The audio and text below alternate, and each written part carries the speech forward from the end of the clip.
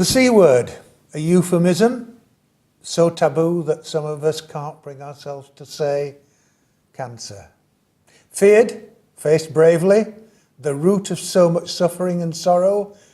What should we do? Sweep it under the carpet and pretend it's something that only happens to other people?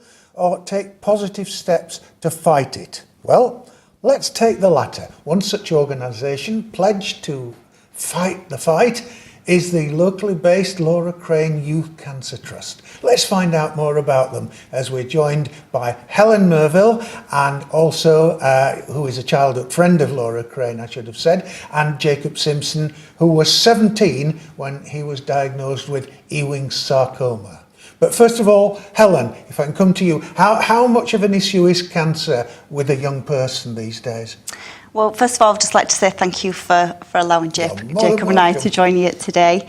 So here in the UK, every day 7 young people aged between 13 and 24 are diagnosed with cancer.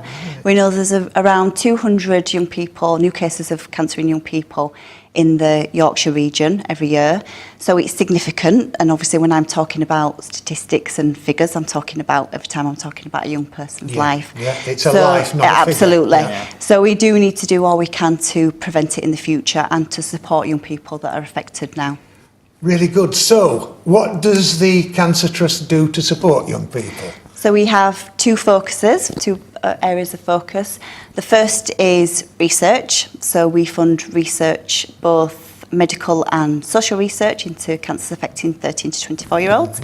84% of young people with cancer are now surviving for 5 years or more. So that's around 4 in every 5. But we do need to continue to increase those chances of survival, which is why research is so incredibly important. Yeah. And we also support young people through social projects, so we can provide technical equipment, for example, that helps to reduce feelings of loneliness and isolation. Exactly, and not only that, because it must be one of the most devastating blows you could ever have in life. Absolutely, and at the age when, you know, our age group is different to other age groups because they're on the cusp. You know, a young person, Jacob's age 17, is on the cusp of grasping, you know, adult life, all that excitement that with both hands and what it will bring. Walking away from childhood, and then suddenly that's just stopped. There's a big question mark over it, isn't there? Absolutely. Yeah. So, yeah. Jacob, let's come to you. How has the Trust helped and supported you? Well, I mean, it's been absolutely incredible. It's probably the best way of saying it is how I actually met them, which is through their Christmas time present appeal, which is pretty much the Trust has a deal every Christmas where they will make sure that any child or teenager like myself who is in hospital over Christmas holidays will receive a present from them filled with goodies. And it was absolutely incredible, and it's just nice that somebody cares. Someone cares, and it's not, you know, it's not your family who obviously are there and care for the whole thing. Yeah. Someone who doesn't know you has taken the time to be nice to you. It's incredible, and I think it's over 1,200 presents were given out to patients all across the country. Wow! And like a more modern stuff they've helped me with is the fact that they give off grants. So after cancer, like I am now, I'm thankfully 3 years post, which is good. And thank you very much.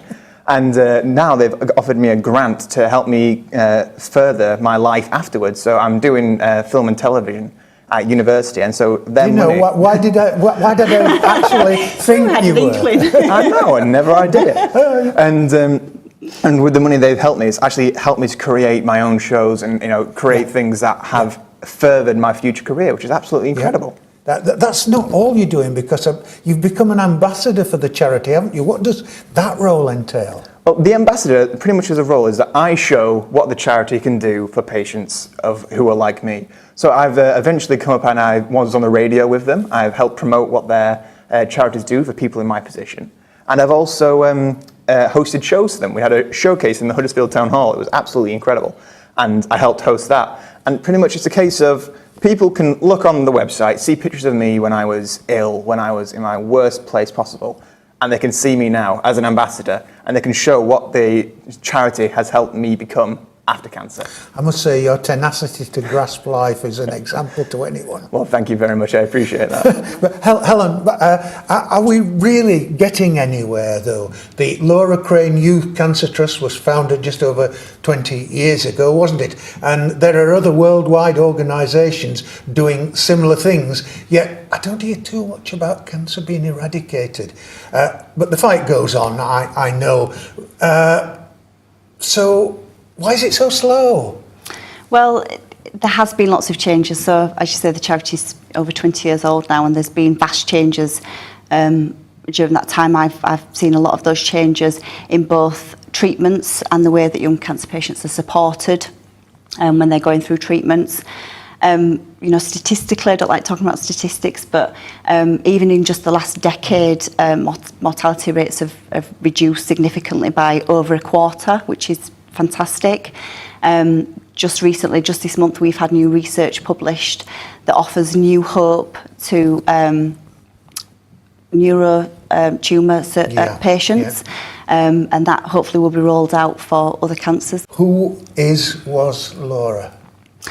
Oh, Laura was... You knew her, didn't you? I did. Yeah, Laura was a regular teenage girl, a brilliant friend, full of... I know it sounds like such a cliche, but completely full of life, always smiling, just a wonderful, wonderful person that is still missed, but who, and interestingly, used to say when she was much younger that she was going to be famous one day.